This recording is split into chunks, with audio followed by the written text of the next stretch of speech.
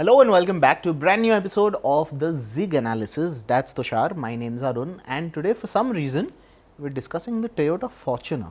Yes, couple of reasons actually. One, and most importantly, it happens to be that we're coming off an absolutely hectic season of first drive reviews, and now we've got an opportunity to get a little bit more relaxed and talk about the stuff that we talk about amongst ourselves, but with you. And the topic that came to mind is the Fortuner, because I don't know, somewhere in the back of my memory, I was just remembering that drive that we did from Jaisalmer to Mumbai when we drove the Ford Endeavour down. I remember we were going for the Comparo immediately after that.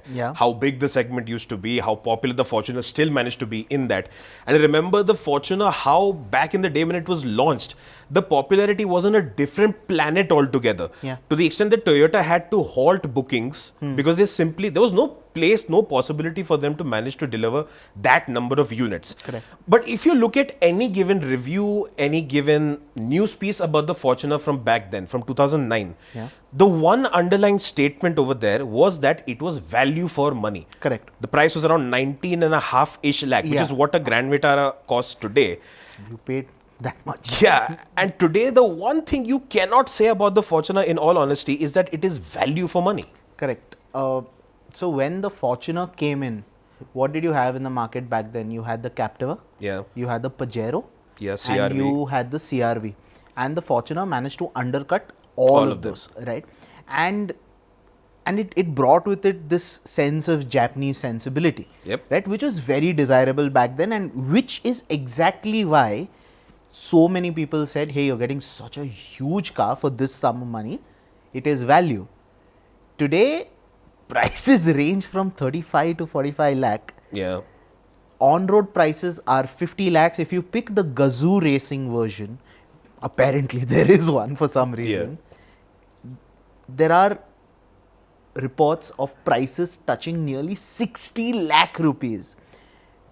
Now, I don't know about you, but what I think of buyer mentality, 40-50 lakh plus equal to German big brand, right? Generally, And at least in the case of German big brands, if you know how to play your cards right, you will possibly get a Q3, an X1 cheaper than a Fortuner because they are kind of generous with discounting, and God knows Toyota won't. Pretty much. And gun to my head, the absolute call if I had to take for the Fortuner would be that it is quite frankly an overpriced vehicle. That doesn't seem to compute when it comes to its sheer domination in the segment though, and how well it's received, how well it's known online, and generally discussions around the Fortuner, like, you have to get it. That is the most common sort of belief when it comes to India. But what are those reasons that you feel are going into this sentiment that we're having? Because a lot of people will agree with us on this, but why? Why is it that we say that the Fortuner is overpriced? Okay, so first and foremost, if you look at what other vehicles get you in that price point, and I'm not even talking about the big brands here, right? Even if you look at something like the MG Gloucester or even the Ford Endeavour, quality, right? So that sense of occasion that you expect, the level of plastic quality you expect, the soft touch materials you expect, that's kind of missing, right? The Fortuner still is very decidedly utilitarian in its approach. In its entire demeanor, okay, sure, there are a few bits, right? It does have leather upholstery, it has a nice wooden finish on the steering, it's got a JBL sound system, but quality as a whole is a bit of a miss. It's got robust quality plastics. It does feel built to last. But the bigger poignant point here is not that it's lacking for stuff. It's just that I don't have to spend this kind of money to get this kind of quality. Exactly. See, for the same kind of price, you get something like a Toyota Camry.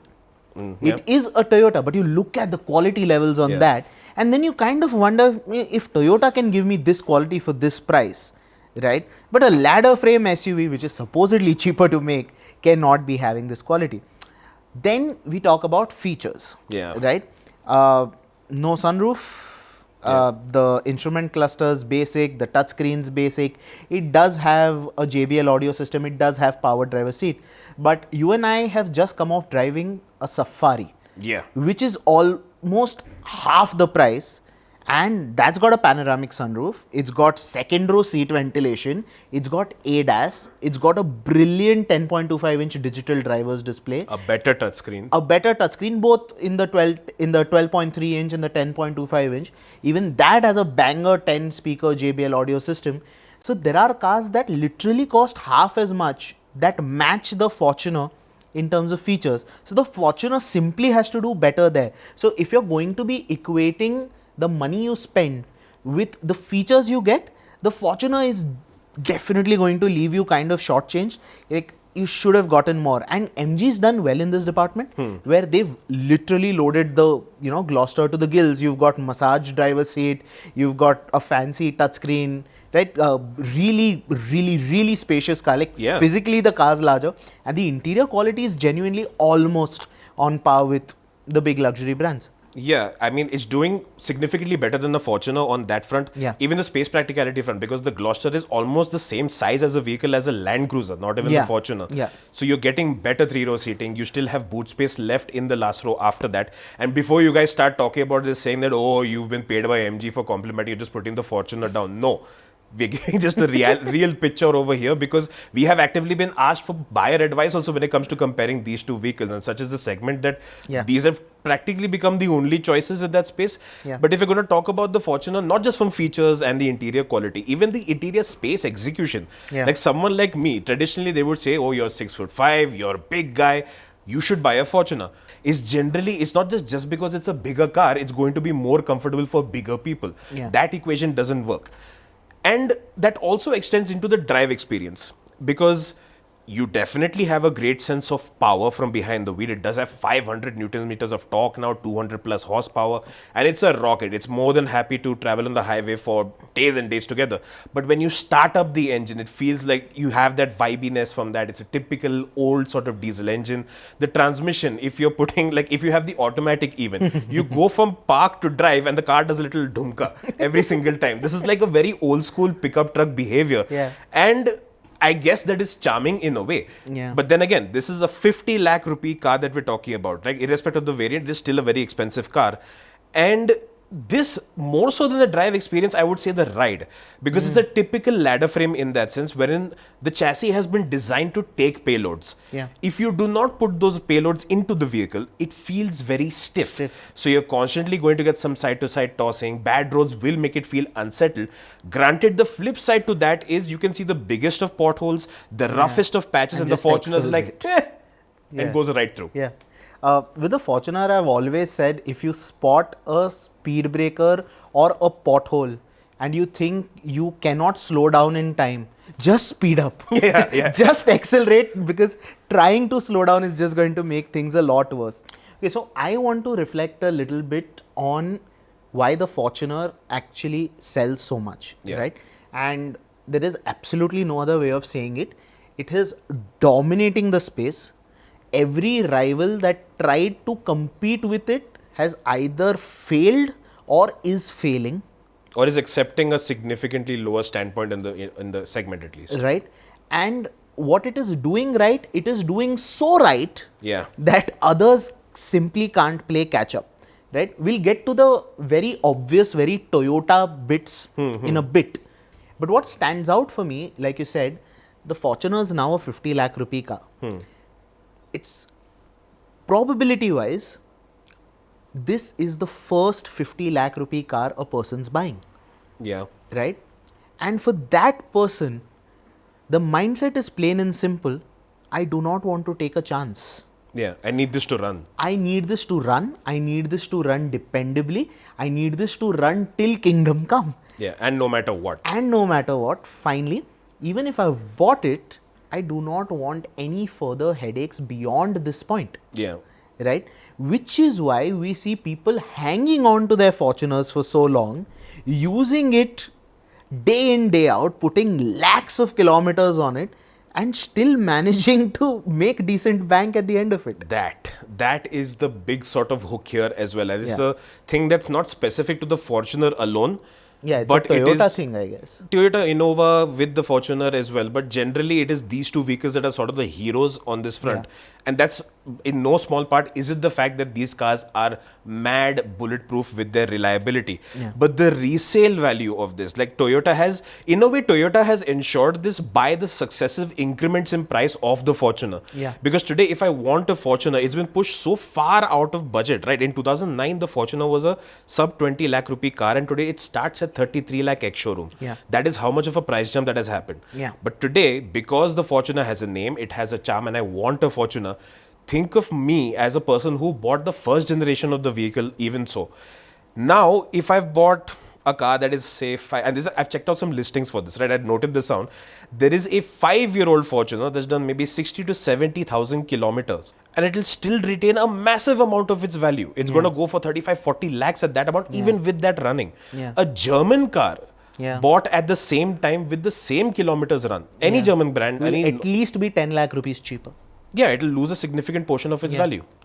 That is one major reason why people are buying the Fortuner, because the fundamental issue with any given car at any given point in time is the fact that cars are depreciating assets. I'm not saying that the Toyota Fortuners managed to bypass this entirely. It's not like some modern classic that's going at some high value or something like that. But they have managed to mitigate the value loss so much that even if I spend a big sum upfront, I know I'm going to get a good amount of it back. It's an investment. Also, say you are shopping in the 40 to 50 lakh rupee segment, you want a big 7-seater family SUV. Have you realized how quickly your choices have diminished? Like you talk about that road trip we took from Jaisalmer in the Endeavour, came back. I remember doing Fortuner versus Endeavour versus MUX versus Mahindra Altiris G4.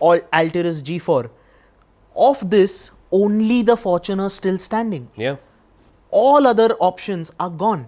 Then obviously the CRV at some point was competing with the Fortuner, that's gone. The Captiva at some point was competing with the Fortuner, that's gone. Right? Chevrolet, Ford, both gone. Right? The only standing rival, direct rival, is the MG Gloster. Right? And in a way, the Skoda Kodiaq also, but I feel like the audience set for that car is completely different. So something like a Kodiaq or the Meridian, right? Again, very polished, very fine SUVs, right? But clearly more, not meant for as rough a use as you would put a Fortuner through. Again, good brand names on their own, but we've come to a point where you kind of say, a Fortuner's a Fortuner.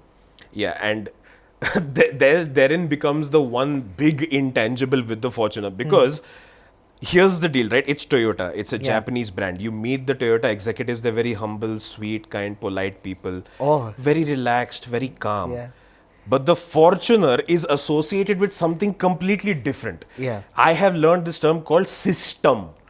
That is also misspelled for some reason. SYSTAMM, I guess that's what it's spelled, right? Anyway. Whatever the case is, it's essentially become associated with bravado, with strength, with showing off that I am someone powerful, I am someone influential, I am someone potentially dangerous, which is why for whatever reason these guys keep going up to toll plazas and not paying tolls as some kind of flex, whatever the reason may be.